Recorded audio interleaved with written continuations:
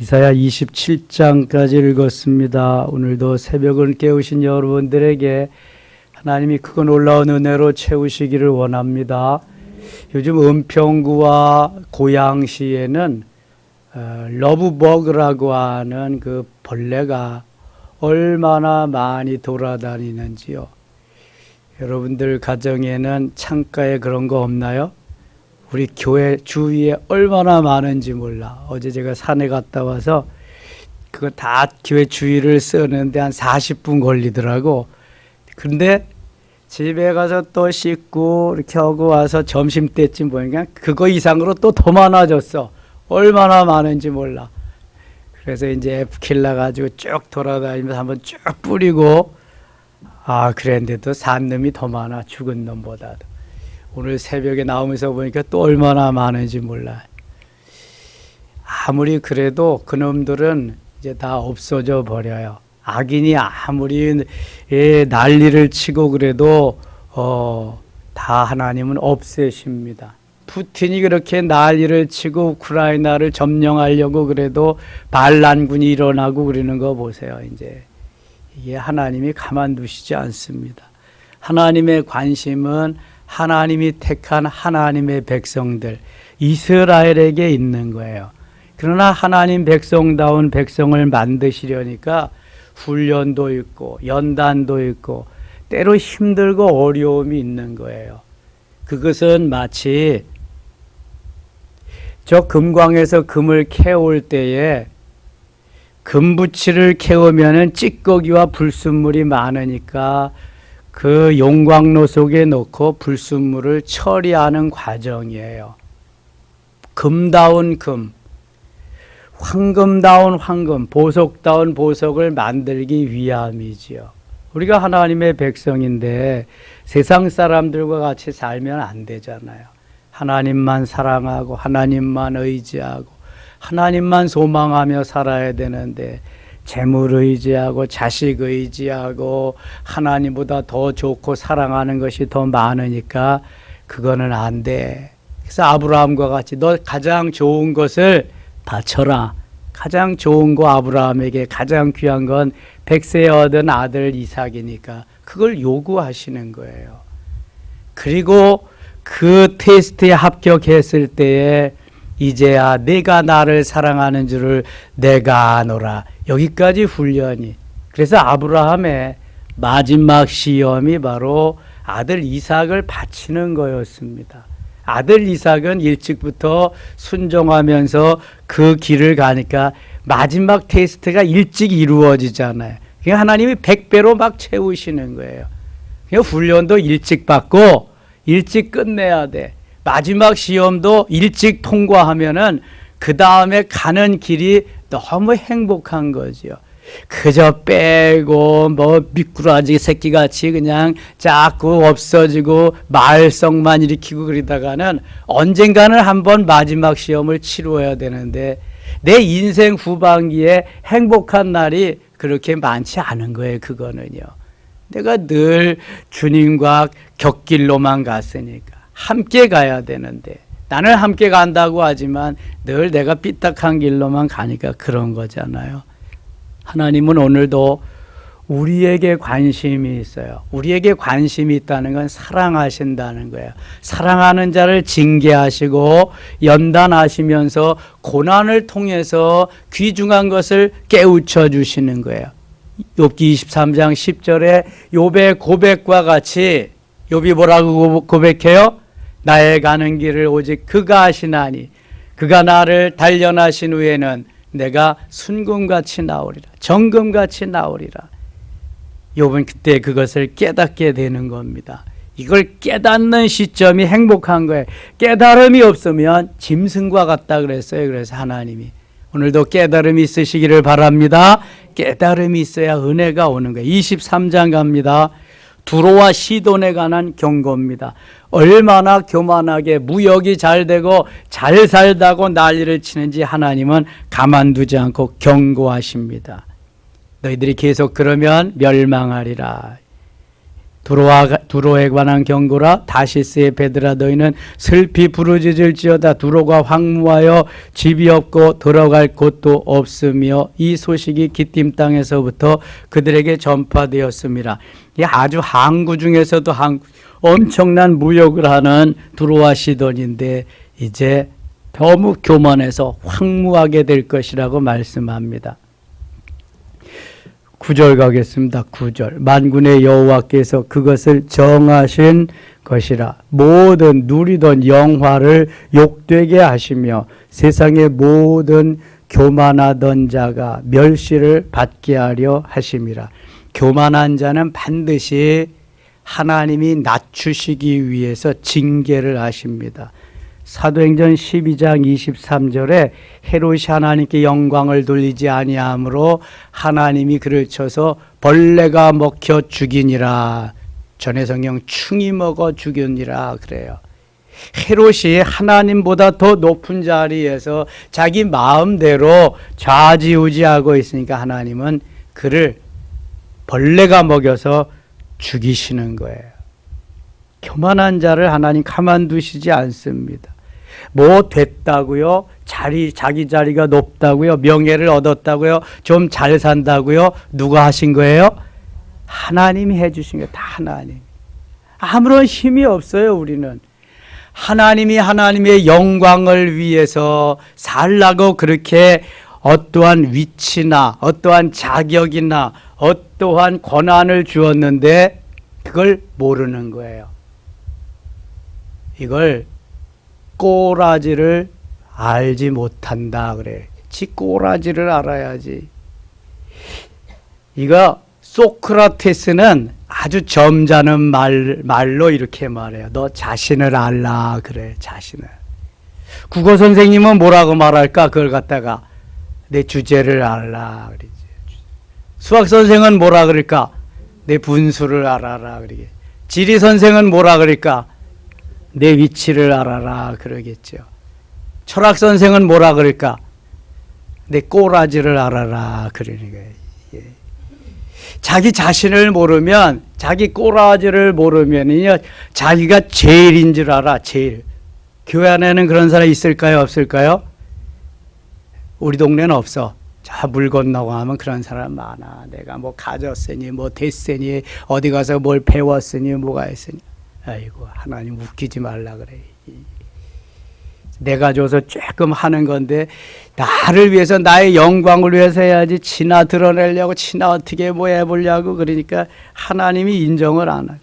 꼬라지를 몰라서 그래. 분수를 좀 알아야지, 분수를. 그런 걸 세상 사람들은 싸가지가 없다 그래. 네 가지가 없다 그래, 네 가지. 하나님이 다 해놓으시고 하나님이 주시는 건데 하나님 감사합니다. 하나님의 영광을 위해서 오늘도 멋지게 쓰임받기를 원합니다. 그렇고 낮아지고 겸손해져서 가면 하나님 얼마나 기뻐하실까. 사울은 왕감도 안 되는데 왕을 세워줬더니 자기가 높아져서 하나님보다 더 높아져. 살아서 기념비도 세우고 생전 기도도 안 하고. 그러니까 하나님이 다 물리치시는 거예요. 하나님이 다 없애버리시는 거예요. 빼앗아 버리시는 거죠. 11절 보세요. 11절. 여호와께서 바다 위에 그의 손을 펴사 열방을 흔드시며 여호와께서 가나안에 대하여 명령을 내려 그 견고한 성들을 무너뜨리게 하시고 무너뜨리게. 바벨론은요 얼마나 교만했는지 하나님이 이사야 14장 12절에 너 새벽별 같은 계명, 새벽별 너 계명성이요 어찌 그리 교만하였는가 하면서 새벽별 같이 계명성으로 나타나니까 하나님이 그를 떨어뜨려 버리시겠다고 말씀하고, 그래서 바벨론이 멸망하게 되는 거예요. 하도 교만하니까. 여호와께서 바다 위에 그의 손을 펴사 멸망을 흔드시며 여호와께서 가나안에 대하여 명령을 내려 그 견고한 성들을 무너뜨리게 하시고 이르시되 너 학대받은 처녀 딸 시도나 내게 다시는 희락이 없으리니 일어나 기띔으로 건너가라. 거기에서도 내가 평안을 얻지 못하리라. 희락도 없고 평안도 없고 기쁨도 감사도, 이거 뭐 죽을 맛이죠. 어떻게 살겠어요? 24장 갑니다. 24장. 보라, 여호와께서 땅을 공허하게 하시며 황폐하게 하시며 지면을 뒤덮어 엎으시고 그 주민을 흩으시리니. 하나님이 흩어버리면 살 수가 없어요. 하나님이 황폐하게 하시면 농사가 될 수가 없습니다. 비를 내리지 않으시면 다 사막화되는 거예요. 그렇지만 똑같이 농사를 져도 하나님이 도우시고 함께 하시면 1년에 몇 년 농사를 짓게 하신다? 100년 농사를 짓게 하시는 거예요. 이게 뭐 상상이 안 되는 거예요. 하나님이 하시는 일은. 말도 안 되는 일을 하나님이 막 하시는 거예요. 사람이 보편적으로, 우리가 일상적으로 상식적으로 볼 때는 말도 안 되는데 하나님은 그걸 말되게 하셔요. 성경이 그런 책이에요. 성경이. 말도 안 되는 것을 말되게 하는 거. 그래서 우리 인간의 두뇌로 아무리 이해하고 분석해서 그렇게 해보려고 해도 안 돼. 이거는 틀에 맞지가 않아. 근데 하나님은 행하시는 거예요. 해나가시는 거예요. 왜 그럴까? 창조주시니까. 하나님 마음대로시니까. 하나님이 주인이시니까. 예. 그런데 이게 거꾸로 돼서 내가 주인 노릇하고 내가 뭘 한다고 하니까 안 되는 거지. 안 돼. 하나님이. 늘 말씀드리잖아요. 밤새도록 고기를 잡아도 고기가 안 들어온다니까. 그물에 한 마리도 안 잡혀. 고기잡이 도사인데 하나님이 들어가려고 그래요. 들어가지 마, 들어가지 마. 그럼 못 들어가는 거예요. 그런데 한 마리도 못 잡았어도 잡히지 않을 시간임에도 불구하고 고기들을 들어가라 들어가라 그러면 다 들어가는 거예요. 엄청나게 얻는 거예요. 하나님이 하시는 거지 내가 하는 일이 없는 거예요. 나는 다만 도구로 쓰임받는 거지. 수종드는 거예요. 내 머리 정지시키면 나는 오늘도 식물부터 식물인간 된다니까. 아무것도 못해요. 머리가 뒷받침되지 않으니까. 이제 연로하셔서 점점 근력도 잃어버리고 기억력도 없어지고 그러면은 어디에 갔다가 뭘 뒀는지 모르잖아. 내 주머니에다 키를 두고도 계속 찾아다니고 그러잖아요. 이게 하나님이 좀 쌩쌩하게 맑게 그렇게 해주시면 안 그런데 이제 연식이 많이 갔으니까 그렇거든요. 다리를 움직이지 못하면 못 걷는 거야. 손을 움직이지 못하면 일 못하는 거고. 이런 걸 속히 깨달아야 하나님께 다 맡기고 오직 저는 딸랑딸랑 수종만 들겠습니다 하는데 이 은혜가 깨달음이 없으니까 거기까지 못 미치는 거죠. 하나님이 자꾸 깨우쳐 주시는 거예요. 내 힘으로 사는 게 아니라 내 힘으로 산다. 다윗은 일적부터 깨달았으니까 여호와 나의 목자시니 내가 부족함이 없으리로다. 그분이 나의 힘이요 능력이시요 나의 구원이시요 나의 방패시요 나를 도울 힘이시다 하면서 그분을 찬양하는 거예요. 뭐 어린 다윗이 뭐 할 수 있어서 골리앗을 물리쳐요? 무슨 힘이 있어서 대적들을 물리쳐요? 하나님이 하셨거든요. 그래서 깨닫는 사람은 은혜가 되고 은혜로 살 것이지만 깨닫지 못하면 교만해지는 거예요. 조금 되면 내가 주여는 없고 나여만 나오니까 되는 일이 없는 거예요. 2절 갑니다. 2절. 백성과 제사장이 같을 것이며 종과 상전이 같을 것이며 여종과 여주인이 같을 것이며 사는 자와 파는 자가 같을 것이며 빌려주는 자와 빌리는 자가 같을 것이며 이자를 받는 자와 이자를 내는 자가 같을 것이라. 하나님이요 황폐하게 하고 공고하게 하고 뒤엎어 버리시면 모든 게 다 역전되는 거예요. 이게 아무런 소용이 없어. 마지막 때도 마찬가지입니다. 잘 사는 자, 공부 많이 한 사람, 위대하게 권력을 얻은 자들 그런 거 아무런 소용없어. 내가 나를 사랑하느냐, 내가 나와 및 주와 복음을 위해서 어떻게 살았느냐 거기에 따라서 달라지는 거예요. 부자와 나사로를 보세요. 부자는 지옥에 갔고 나사로는 아브라함 품에 안겼어. 세상에서하고 얼마나 다른 거예요? 제가 주일날 시작하자마자 이랬어요. 출생은 순간이야. 육체는 잠깐이요. 영혼은 영원하다. 출생은 순간이요. 육체의 삶은 잠깐이고 영혼만 영원. 어떤 목사님이 그거 보시고 전태 보내서 목사님 귀중한 거 오늘 깨달아서 너무 고맙습니다. 아니 영혼만 영원한데 우리는 잠깐인 육체에다가 모든 걸 다 투자하고 그렇게 산다고. 그리고 후회해도 소용이 없어. 소용이 없어. 아 내가 금수저. 뭔 금수저야. 금수저는 지놈이 어떻게 살았느냐에 따라서 달라지는 거야. 괜찮아. 흙수저도 괜찮고 무수저도 괜찮고. 저는 흙수저 무수저로 태어난 사람이에요.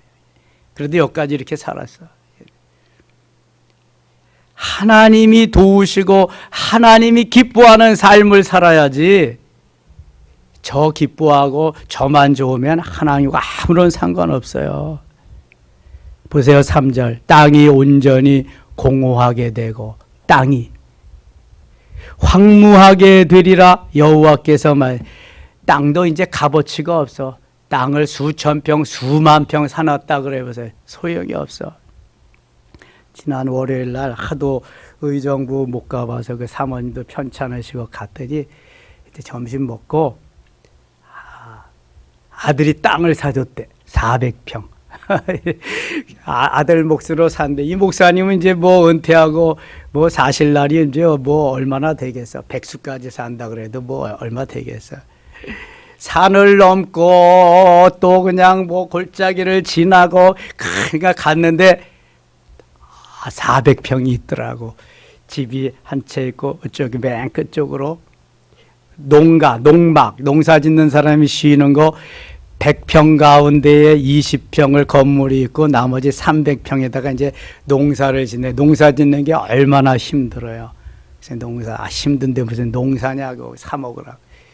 그랬더니 이 목사님이 이제 농사는 안 짓고 거기다가 조경을 거래. 나무를 심을 거래. 그리고 거기에 그 있는 창고를 잘 리모델링해서 거기서 이제 때려놔서 쉬기도 하고 또 수련회도 하고 그런 걸 하겠대. 아 그럼 너무 좋다고. 그래서 기도해 달라고 해서 쭉 돌아보고 그 산으로 올라가니까 나무 숲도 우거지고 거의 원시림 같아. 누가 잘 와서 보지도 않고. 와서 냇물도 골짜기도 흐르고 아주 좋더라고요. 그래서 하나님께서 이제 우리 인생 후반기에는 잘 마무리할 때잖아요. 인생 후반기를 잘 마무리하려면 인생의 그 산 것을 쭉 전반기의 삶도 돌아보면서 쭉 정리를 해야 될 게 내가 어떻게 살아야 될 것이냐. 하나님 앞에 내가 어떻게 서야 될 것이냐. 이제 그렇게 돼. 하나님이 다 공허하게 하고 황폐하게 하게 하면은 아무것도 할 수 없잖아요. 그래서 내 마지막 삶은 이렇게 여기에서 이렇게 하나님 기뻐하는 삶을 살아야 되겠다. 그래서 주일날 가서 그 좋은 구경하고 주일날이래. 월요일날 가서 하고 왔습니다. 5절 갑니다. 5절. 땅이 또한 그 주민 아래에서 더럽게 되었으니 이는 그들이 율법을 범하여 율례를 어기며 영원한 언약을 깨뜨렸습니다. 언약을 깨뜨렸기 때문에 오는. 그러므로 저주가 땅을 삼켰고 저주 축복을 주시고 화를 주시고 생사화복이 누구의 손에 달렸어요? 하나님의 손에 달렸어요. 내 손에 달린 게 아니에요. 하나님의 손에 달렸어. 아브라함과 같이 하면 아브라함과 같은 복을 받는 거예요. 이삭과 같이 하면 이삭과 같은 복을 받는 거예요. 에서와 같이 살면 에서와 같이 되는 거예요. 여러분. 가롯 유다 같이 살면 가롯 유다 같이 되고. 다시 보세요. 땅이 또한 그 주민 아래에서 더럽게 되었으니 이는 그들이 율법을 범하며 율례를 어기며 영원한 언약을 깨뜨렸습니다. 하나님과의 언약. 그러므로 저주가 땅을 삼켰고 그 중에 사는 자들이 정죄함을 당하였고 땅의 주민이 불타서 남은 자가 적도다.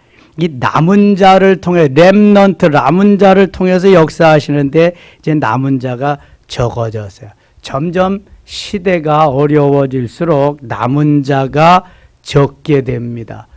보세요. 코로나 시절 어려우니까 남은 자들이 절반으로 다 줄어버린 거 보세요. 점점 어려움이 있으면 희소 가치가 렘넌트는 남은 자는 적어질 것입니다. 유럽 교회가 그렇잖아요. 유럽에 잘 지은 교회, 우리와 같이 뭐 매 1년에 짓고 뭐 몇 년에 짓는 게 아니라 유럽 교회는요 수십 년, 수백 년에 걸쳐서 지었습니다. 그 좋은 교회들이 아주 잘 남은 교회는 도서관이나 기념관으로 남고요. 대부분 술집, 댄스홀 이런 걸로 다 전락하고 이슬람 이렇게 예수 믿는 사람을 보기가 점점 어려워지는 거예요. 희소성이 25장 갑니다. 25장. 여호와여 주는 나의 하나님이시라 내가 주를 높이고 주의 이름을 찬송하오리니 주는 기사를 옛적에 정하신 뜻대로 성실함과 진실함으로 행하였음이라. 주께서 성읍을 돌무더기로 만드시며 견고한 성읍을 황폐하게 하시며 외인의 궁정을 성읍이 되지 못하게 하사 영원히 건설되지 못하게 하셨으므로 강한 민족이 주를 영화롭게 하며 포악한 나라들의 성읍이 주를 경외하리이다. 9절 가겠습니다. 9절. 그날에 말하기를 이는 우리의 하나님이시라 우리가 그를 기다렸으니 그가 우리를 구원하시리로다. 이는 여호와시라 우리가 그를 기다렸으니 우리는 그의 구원을 기뻐하며 즐거워하리라 할 것이라. 여호와의 손이 이 산에 나타나시리니 모압이 거름풀 속에서 초계가 밟힐같이 자기 처소에서 밟힐 것이라. 그가 헤엄치는 자가 헤엄치려고 손을 펴같이 그 손에서 그의 손을 펼 것이나 여호와께서 그의 교만으로 인하여 그 손이 능숙함에도 불구하고 그를 누르실 것이라. 아무리 잘났다고 날때도 하나님이 눌러버리시면 밟아버리시면 끝나는 거예요. 12절 같이 읽어요. 12절. 내 성벽에 높은 요새를 헐어 땅에 내리시되 진토에 미치게 하시리라. 정벽에 높은 요새를 다 헐어서 땅에 내리시되 진토에 미치게 하시리라. 참 거기 가봤더니 거기서 조금 더 올라가니까 무슨 성같이 돌로 엄청나게 그렇게 문을 만들고 이렇게 성같이 해놨다. 집도 잘 짓고. 그런데 허가가 나지 않아 가지고 마무리를 잘 못했다고 그러더라고요. 본래 거기 기도원을 지려고 그랬었는데 그래서 경매에 넘어가서 무슨 의사가 그것을 샀다고 그러더라고요. 조경도 얼마나 잘해놨는지 몰라. 이야, 이거 여기에 수련원이나 기도원 같은 거 하면 참 좋겠다. 옆에 골짜기에 물도 흐르고요. 조경을 너무 잘해놓은 거 있죠.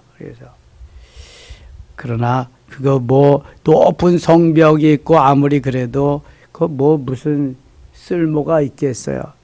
하나님의 영광을 위해서 되어지지 않은 건 하나님이 다 인정하시지 않을까. 26장 가겠습니다. 26장 3절입니다. 26장 3절 같이 읽어요. 주께서 심지가 견고한 자를 평강하고 평강하도록 지키시리니 이는 그가 주를 신뢰함이니이다. 아멘. 주를 신뢰하고 주를 의지하고 주를 경외하며 주님을 의지하는 자들에게 하나님이 평강에서 평강으로 인도해 주신다는 거예요.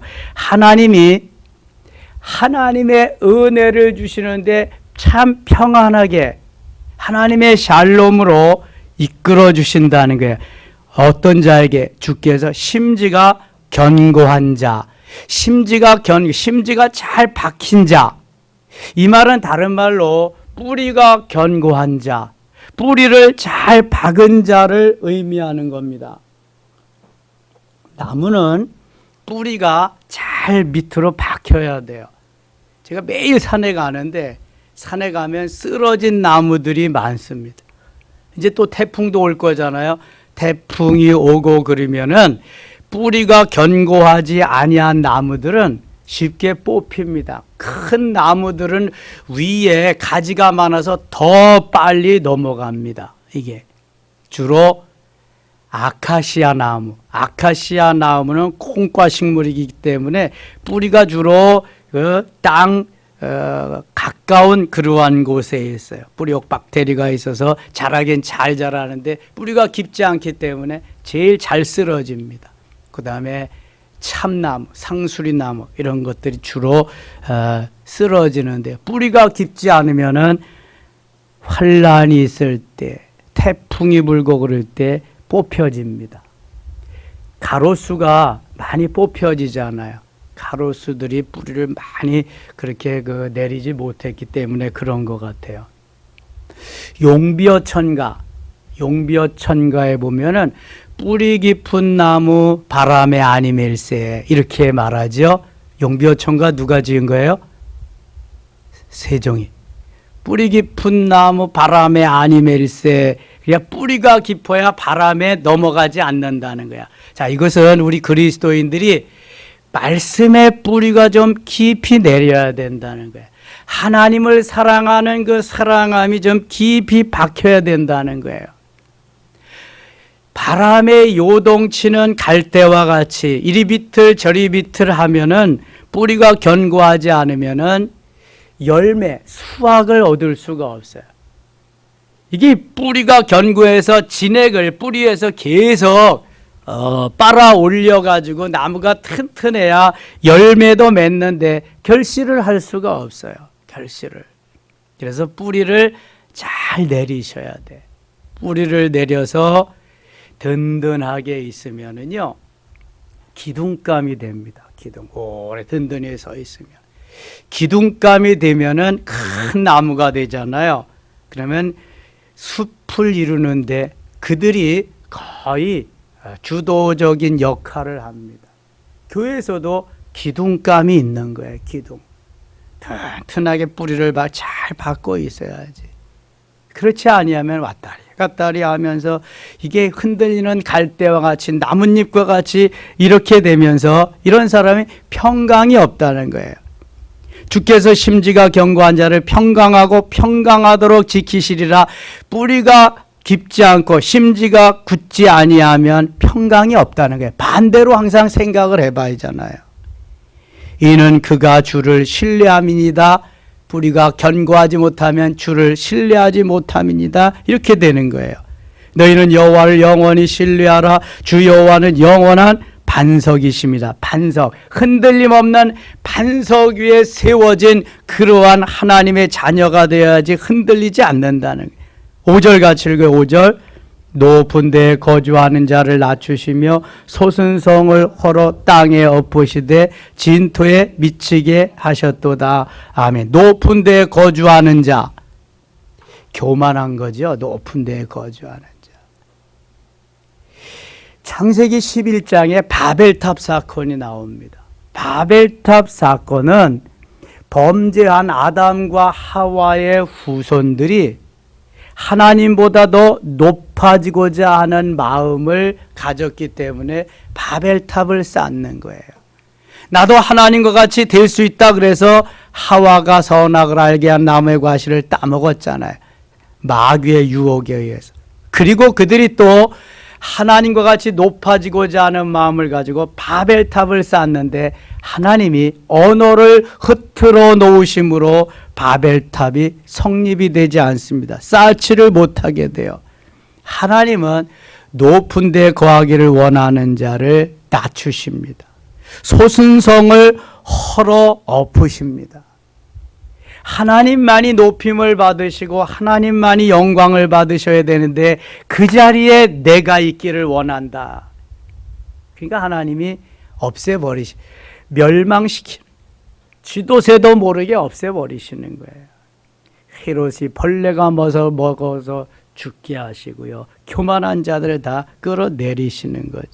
하나님만이 높임을 받으시고 하나님만이 영광을 받으시고 하나님만이 존귀함을 받으셔야 되는데 그 자리를 내가 차고 있기 때문에 그런 거예요. 여러분 언제 어디서든지 다 마찬가지입니다. 이 교만한 자들이 들어오면 어떤 부서나 어떠한 그러한 모임에 이게 제대로 되어지지가 않아. 맨날 자기만 알아달라 그리고 자기만 그냥 뭐 앞장서서 뭘 해야 된다고 자기만, 하나님은 주여는 없고 맨날 나여만 있으니까 이게 하나가 되질 않아. 미꾸라지가 가는 곳마다 흙탕물을 일으키는 것 같이 그러한 역할만을 한단 말이죠. 하나님이 얼마나 가만두지 않고 정죄하시겠어요. 그래서 이렇게 계속해서 말씀하시는 거예요. 높은데 교만한 자가 되지만 낮은데 겸손한 자가 되라. 마태복음 16장에 보면은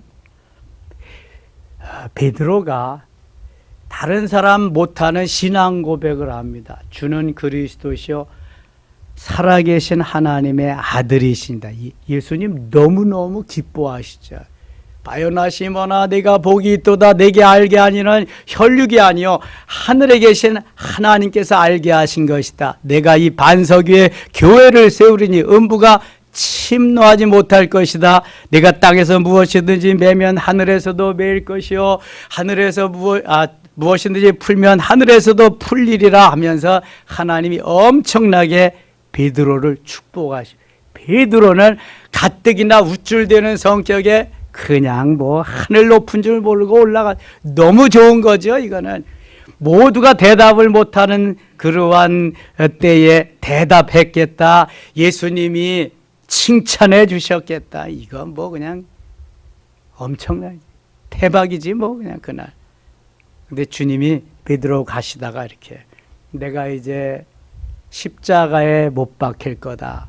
그리고 나는 죽을 것이다. 이래요. 그랬더니 아니 되옵니다. 어떤 놈이 예수님을 죽이십니까? 그런 말은 없어요. 아니 되옵니다. 절대로 아니 되옵니다. 그랬더니요. 예수님이 뭐라 그래? 잘했다. 그래, 과연 너는 수제자로구나. 그랬으면 얼마나 좋겠어요. 그러지 아니하시고 사탄아 내 뒤로 물러가라. 한마디로 딱 거절하십니다. 베드로는 반석이라는 말이에요. 바위라는 말이야. 근데 그 반석이 얼마 후에 그냥 사탄이 되고 말았어. 사탄이. 자, 베드로냐 사탄이냐? 종이 한 장 차이입니다. 종이 한 장 차이. 내가 제대로 맘먹고 온유하고 겸손해질 때에 베드로가 될 것이고요. 교만하고 내가 우쭐대는 그 시대에 가면은 착각을 해요. 나밖에 누가 있느냐. 사단 되는 겁니다. 교만한다는 것은 사단이 움직인다는 것이고 겸손하다는 것은 성령이 주님이 역사하신다. 지금 성령의 역사냐 사탄의 역사냐 금방 알 수 있어요. 내가 지금 교만한 자리에 있느냐 이건 사탄의 역사야. 성령의 역사는 그런 거 없습니다. 겸손해져서 온유해져서 오늘도 주님이 하셨어요. 이건 성령께서 하시는 거예요. 보면 다 알아. 벌써 보면 누구만 모른다? 자기만 몰라. 자기만. 주위의 사람도 다 알아. 주님도 다 아시는데 자기만 몰라. 자기만. 그래서 주님은 계속해서 그거를 깨뜨려 파쇄시키고 녹이시며 이런 작업을 하셔. 산에 올라가면 산이 높을수록 높이 올라갈수록 거기에는 돌이 있는데 주로 무슨 돌이냐 하면은 뾰족뾰족한 돌. 높은 산에 올라갈수록 둥글둥글한 돌이 없습니다. 그런데 그 산에서 점점 내려와서 골짜기로 강으로 내려오고 바닷가에 가면은 뾰족뾰족한 돌이 없습니다. 바닷가에 가면 거의 둥글둥글한 돌이에요. 이것이 수십 년, 수백 년, 수천 년에 걸쳐서 계속해서 산에서 꼭대기에서 밑으로 골짜기로 강으로 굴러 내려오는 동안에 다 모난 부분이 깎여진 거야. 다듬어진 거야. 다르지 않아요? 성도들도 똑같습니다. 계속 이렇게 광야와 같은 광약교회에서 훈련하고 연단하고 모난 부분이 깎여져야 돼. 다듬어져야 돼. 그래서 둥글둥글하게 돼. 이것도 좋고 저것도 좋고. 네, 그렇죠. 맞습니다. 맞고. 이렇게 사는 거예요. 한마디만 하면 팩토라지고 삐지고 아이고 산꼭대기에 있는 게 교만해서 그래. 교만해서. 저는 산전, 수전, 공진정 다 겪어봤잖아요. 목회를 40여 년 이상 했잖아요. 다 봤잖아요. 현장에서. 자기만 몰라. 자기만. 다 아는데. 그렇다고 대놓고 그럴 수도 없잖아요. 그래서 하나님 훈련하는데 얼마만큼 빨리 녹아져서 깨뜨려져서 둥글둥글하게 되느냐. 그때는 행복해지는 거예요. 심지가 견고하게 되고. 그렇지 않으면 나도 힘들고 상대방도 힘듭니다. 어렵습니다. 평안이 없습니다. 네. 여기 이런 말씀을 계속 하지. 내가 너희를 사랑하는데 이렇게 내가 만들어서 너희가 행복하게 될 때까지 하리라. 그런 말씀이에요. 7절 갑니다. 7절. 의인의 길은 정직하며 정직하신 주께서 의인의 첩경을 평탄하게 하시. 의인을 항상 하나님께 살아. 여호와여 주께서 심판하시는 길에서 우리가 주를 기다려 싸우며 주의 이름을 위하여 또 주를 기억하려고 우리 영혼이 사모하나이다. 밤에 내 영혼이 주를 사모하여 싸운즉 내 중심이 주를 간절히 구하오리니 이는 주께서 땅에서 심판하시는데 세계의 거민이 의를 배움이니이다. 12절 가겠습니다. 12절. 여호와여 주께서 우리를 위하여 평강을 베푸시오리니 주께서 우리의 모든 일도 우리를 위하여 이루심이니이다. 13절 같이 읽어요. 여호와 우리 하나님이시여 주 외에 다른 주들이 우리를 관할하여 싸우나 우리는 주만 의지하고 주의 이름을 부르리이다. 아멘. 은혜를 받으면 주만 찾는 거지 주밖에 없죠. 27장 갑니다. 27장. 그날에 여호와께서 그의 견고하고 크고 강한 길 칼로 날랜 뱀 리오야단이고 꼬불꼬불한 뱀 리오야단을 벌하시며 바다에 있는 용을 죽이. 리오야단이나 용이나 사단, 마귀를 의미하는 것입니다.